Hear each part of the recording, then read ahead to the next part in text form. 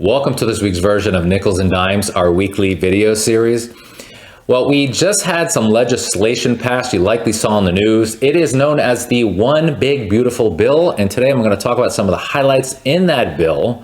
And by the way, if you find value in this video, if you see it on social media, on Facebook, YouTube, or LinkedIn, go ahead and share it. Or if you get it in an email, go ahead and forward it to a friend. So let's jump in and explore what's in the One Big Beautiful Bill. And as I'd mentioned, it was just signed into law. In fact, last Friday, July 4th, 2025. And many of the Trump-era tax cuts will be extended. In fact, most will be extended permanently.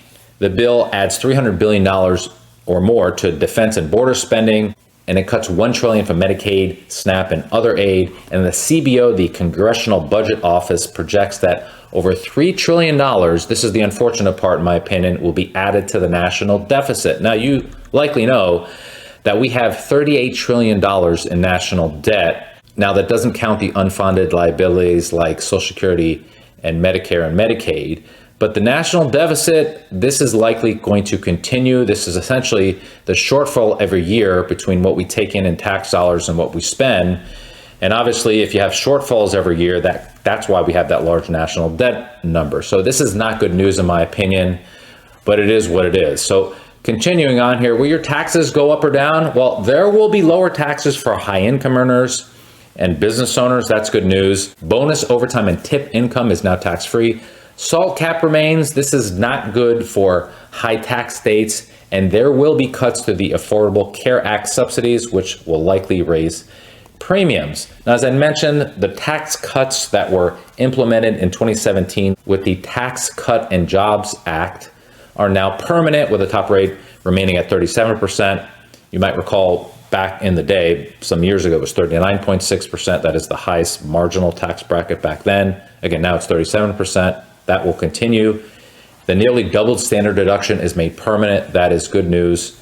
And here are the relative numbers.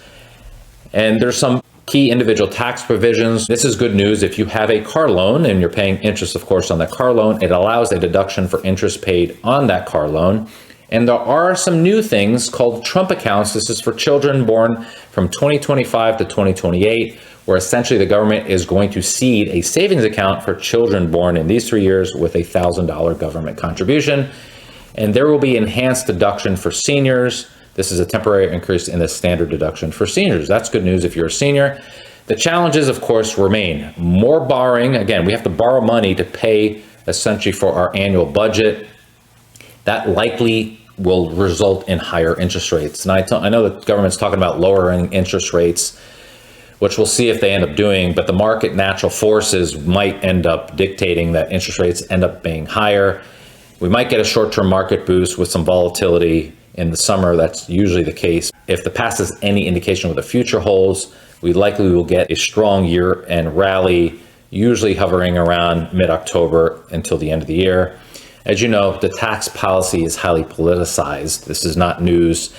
And you want to build flexibility in your portfolios and estate plan. So keep that in mind. Now, if you're charitably inclined, don't forget some planning items for 2025. You might consider, if you're charitably inclined, donor advised funds or donating appreciated stock to charity. There's some strategies that you might consider doing there.